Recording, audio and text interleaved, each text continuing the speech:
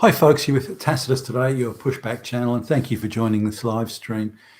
In this essay, I'd like to talk about whether multiculturalism can ever work and sort of some of my experiences. Now, I've traveled all over the world, many times over and done business. So I personally kind of don't have an issue sort of with it. If people want to come and integrate into a society and they've got skills and they can speak a language, then I'm okay with that.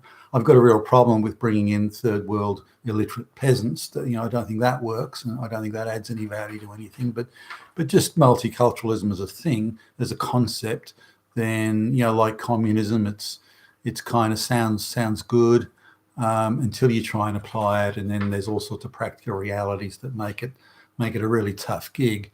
Now, as a student, like a high school student, I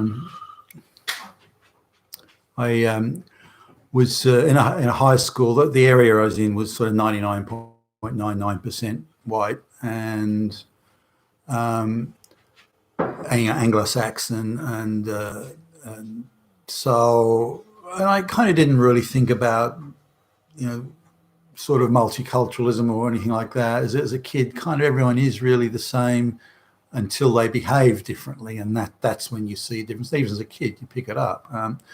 So the folks were renovating a house, and they were throwing a lot of money at it, and they wanted to spend right up to the last nickel. So they decided to move, sort of while the place was being done, to a cheap rental area, and so they moved to an area that they thought I was going to go to one high school, but in fact the catchment area was in another place, and so I ended up going to a high school that was near a number of migrant hostels, which is kind of how things were done back in those days. They sort of had these very long buildings like a military barracks in effect, and migrants were housed there, or new migrants were housed there, particularly ones that couldn't speak English. Now you could stay there and for a certain amount of time, and you kind of had free board, and you were fed and that sort of thing, and or very low cost. I don't think it was actually free. And then the idea was that you would attend English classes, which back then I think were compulsory, and you could go out and attend job interviews and look for work. And there were people there who could speak your language, who could help you sort of do that. And it was hardly a private living arrangement, but it was practical in many ways. And even with the barracks, the living standard that people had was often comparable, if not better than what they were used to, particularly if they were sort of rural, Southern European rural peasants, that type of thing. But they were all sort of Christian and light brown or white, and it kind of worked, but not in every single category. So when I moved to this other school, there was a very large Islamic component, and other people from sort of the wider Mediterranean area, and some of the lighter skinned North Africans, Lebanese, that sort of thing. And this was my first sort of exposure really to, as a kid, at school, as my first exposure to these people. And I went in not with any particular prejudice, or I didn't care. But they behaved very differently. Even the ones who'd come at a young age, they behaved very differently, and they had some unusual habits that you kind of didn't see. Like they'd gather in groups at the top of a grassed area, and it's where the kids started coming, like say at lunchtime or whatever. They started coming up to the like where the canteen or the tuck shop was, and they'd start coming to that area, the playground, or whatever you want to call it, and these Arabic peoples would stand up there, and they would try and spit, and they all of them seemed to have respiratory problems, and so they would sort of gather gather the mucus from deep within their lungs and whatnot and spit it out at the kids passing by, and they would rejoice when they'd hack and it would land on someone's back, but the person hadn't noticed it, and they'd have a big sort of greening hanging off. And they rejoiced at these sorts of things. They had other things that I found sort of rather remarkable. They would one of them would go and say the change room before sport or something like that, and they would just squat and drop a turd in the middle of the floor. Then they would try and grab kids as they came in and try and push them into the turd. And this was quite remarkable. Other things they would do, if you were at the urinal, they would come up behind you and try and urinate on you. And this was so they had these odd sort of attitudes and these odd ways of behaving that I hadn't seen before. And I was a kid thinking, well, why would somebody want to do that? And they also had views as in things like communal ownership. So if there was a medical cabinet in the carpentry or the woodwork classroom, they would sort of treat that as that. Well, that's kind of common property. I'm as entitled to that as anyone else, and they couldn't comprehend that was there in case somebody got injured. And if someone got injured, then there would be bandages and other things there for that. They couldn't seem to conceive of that, so they took the view that they could just take that stuff and put it in their pocket and that it would be replaced at someone else's expense. So, and it went on with stealing things. Just generally, they had no concept of private property or property ownership or those sorts of things. It seemed to be quite alien to them. And even as a kid, I sort of marveled at this, and they would sometimes they didn't seem to comprehend it. Some could articulate it, and they'd say, well, they lived in village type situations, or their parents had, and so everything was communally owned. Therefore, when they came to this Australia in this case, they everything they saw was communally owned. Everything at the school, so tools, they were tools as in in the carpentry room, carpentry lesson, or any of those sort of things. They just thought that was okay to steal, but it wasn't really stealing. It wasn't as they saw it stealing. It was, well, I sort of it's something that we all can own, and so I'll take it for myself, and someone that will be replaced, and then someone else can take the next one, and then someone else after that. So they had these sort of remarkable views. And other gangs used to wait next to, say, where kids would pick up their sandwiches at the canteen tuck shop thing. They would get their sandwiches. Then these Arabic kids would try and grab the sandwiches from them, just to steal them. Like, why not? Again, the communal ownership concept. And if they couldn't get the sandwiches successfully, they would try and knock them out of the kid's hand onto the ground and then stamp on them. So if I can't have it, neither can you.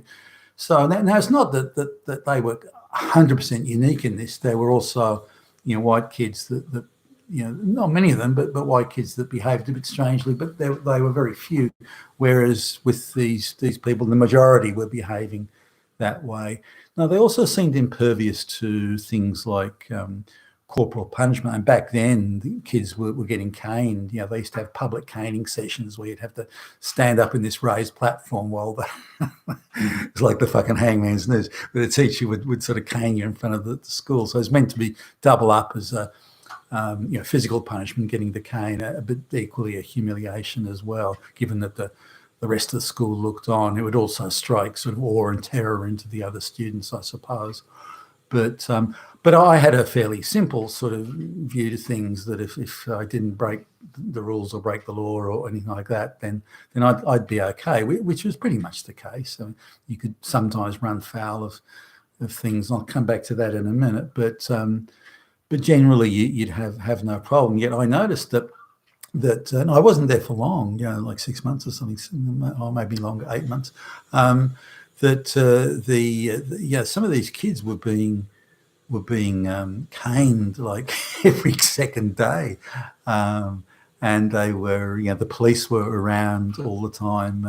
Again, a regular. If the police didn't arrive on a given day, then it was a bit of considered strange. But again, some of these people from other cultures, they tried to actually hang a guy off the parallel bars, as in, rope around the neck, swing it over the parallel bars and hang the guy. I mean, it's insane sort of stuff. And again, these aren't 16-year-old kids or something. These kids typically all disappeared by the age of, or as soon as they reached the minimum age when the government allowed you to go out and work and leave school, that they were gone, sort of pretty much within days of that date arriving.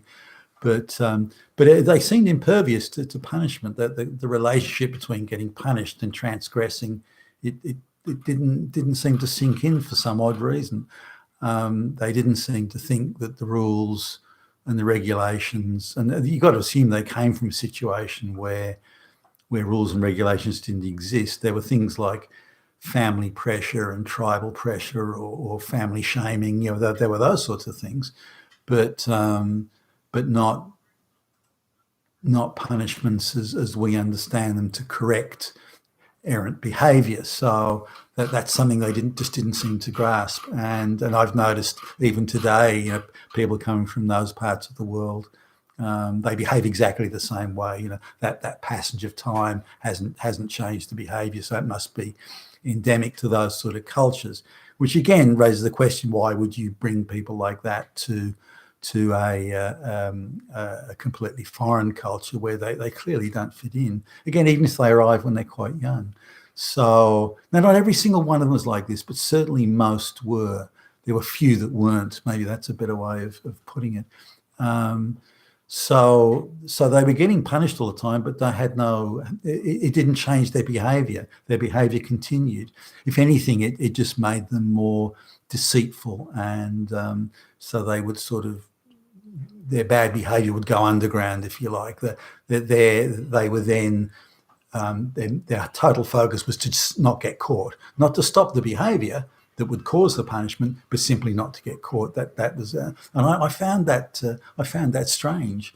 I remember this kid who was getting caned all the time, and we were in the playground. I said to him, "Well, why don't you just stop that behaviour? And then you won't get caned." But it's something that even I remember looking at his face. It clearly hadn't even crossed his mind. Why would he stop that behaviour? He hadn't done anything wrong. It was an oppressive system, or he was getting punished unreasonably for nothing, and he was one hell of a tough guy. So who cares? And on it went. So now you could still fall foul of teachers, even if you were sort of following the rules. One case, the teacher claimed that he'd seen somebody smoking a cigarette, and there were a bunch of, 15, 20 or something like that.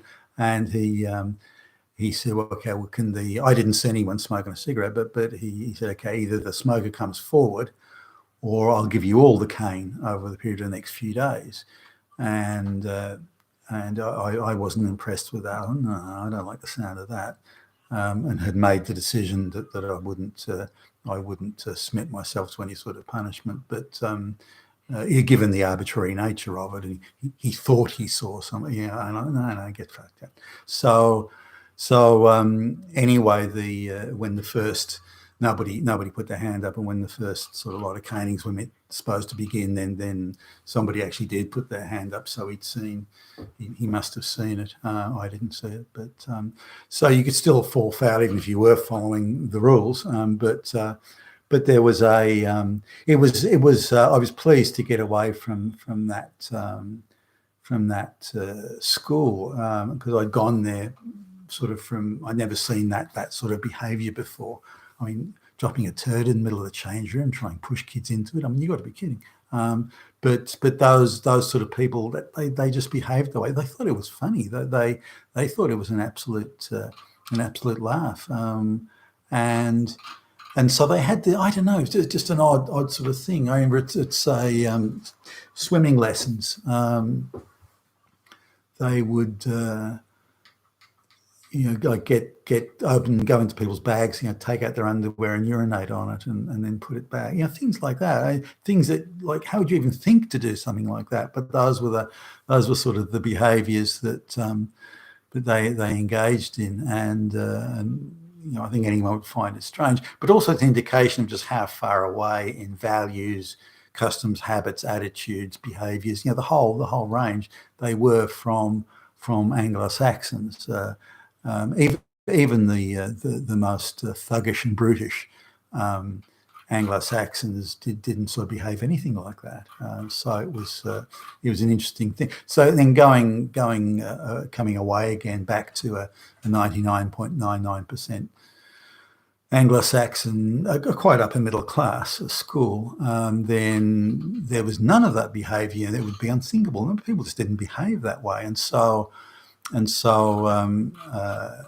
also at that school, if the teacher said something like, we'll call your parents and tell them what you've been doing, and the attitudes were, tell my old man to get fucked from me, and things like that. And these are like 11, 12-year-old kids. And these 11-year-old Arabs had no compunction about getting in a punch up with the teachers, none. And that was no respect for authority or anything like that outside of the family. So or the village or the tribe, that type of thing. They just didn't recognise white people's authority, and it was concerning. But going back to the school going back to the 99.99% white school, Anglo-Saxon school, where by contrast people were very well behaved, very well behaved. There was no dramas. The police never came around during the time that I was there, whereas in the other one they were around, as I say, almost every day. So a lot of differences in behaviour, and a lot of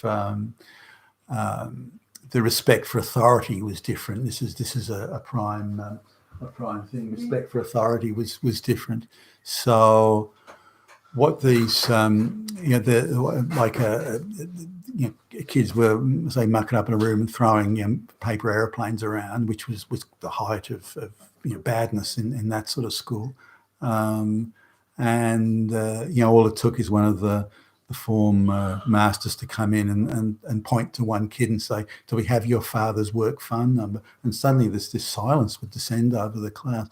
The mere thought of the parent being called. And I've touched on this stuff previously, but I just wanted to sort of highlight how well behaved the kids were in the all-white school, but how incredibly unruly they were in the school that was sort of 50 to 60% non-white. And also there was like in the school where there's a lot of non-white kids, there was a sort of I don't know what you'd call it, like a general activity class or something like that, where in the last 12 months before people turned of age to where they could leave school, they put them all into a sort of one jumbled up class, and it was quite big, and they were nearly all, I don't think there was any Anglo-Saxons in there. They were all brown people, and again, these people couldn't wait. And back in those days, kids had to repeat school if they didn't pass the exams. So there was this interesting thing where you could have kids that had flunked, first year final high school exams. They'd flunked it 3 years in a row. So you could have a 14, 15-year-old kid still in first year, which kind of didn't work so well. But those are some different. Those are my thoughts on that. But again, as a kid, I didn't see it from a prejudicial viewpoint. I didn't see it from this kid's brown, this kid's white. I just didn't see that. I saw the different behaviours and thought that behaviour is a real problem, which it was. Now, today we would say, well, if you say that, you're a damn fascist, Nazi, racist. Bullshit to that. That behaviour was destructive. It was disruptive. It had no respect for Western values, customs, habits, and so on. And that's a real problem. Most of these kids were certainly sort of bumping into some people who were at that school later. Most of these kids were, or a lot of them, maybe not most of them, a lot of them went to prison. You have a whole range of things: assault, battery, bank robbery, car theft. I mean, you name it. And so So, that's an indication of how much of a drag they've been on society, and how much of a negative effect they have on Western society. Those are my thoughts. You've been a Tastas today, your Pushback channel. Thank you for listening.